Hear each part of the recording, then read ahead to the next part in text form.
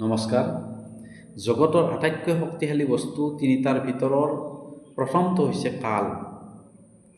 মহাবলৱন্ত কাল ভুজংগ কভয়ে।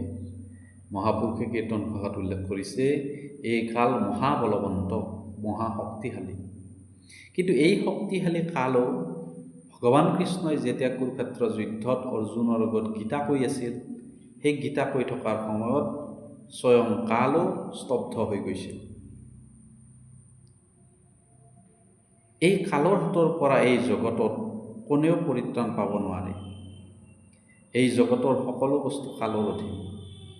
নীতিগ্ৰন্থত উল্লেখ কৰিছে, ৰাম প্ৰব্ৰজনং বলি নিয়মনং পাণ্ডুসুতানাং বনগমনং।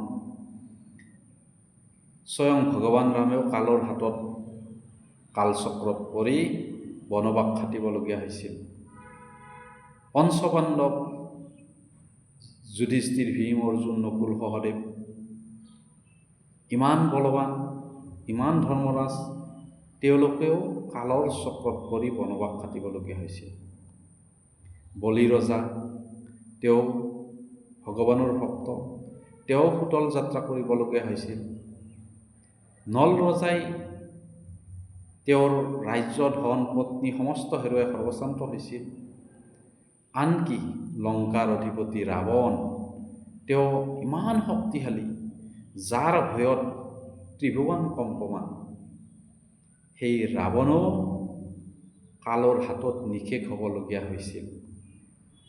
সৰ্বকাল বচন নচ্যতি নৰ কো বা পৰিত্ৰায়তে।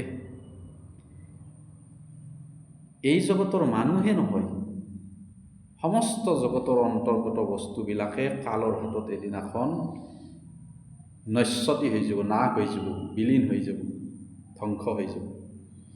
কোনেও কালৰ পৰা পৰিত্ৰাণ নাপায়।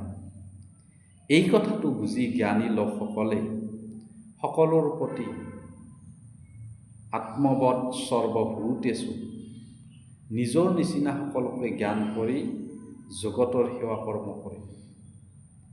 আৰু মৃত্যুৱে চুলিত ধৰি থকা বুলি জানি, মৃত্যু মানে কাল, অন্ত, ধৰ্ম আচৰণ কৰে। এই ধৰ্মৰ জৰিয়তেহে ব্যক্তিয়ে জগতত পৰিত্ৰাণ পাব পাৰে। আৰু সেই ধৰ্মটো কি ধৰ্ম? জগতৰ সেৱা ধৰ্ম। সকলোকে নিজৰ নিচিনা জ্ঞান কৰি জগতৰ সেৱা কৰাটোৱে জগতৰ পৰম ধৰ্ম। ধন্যবাদ।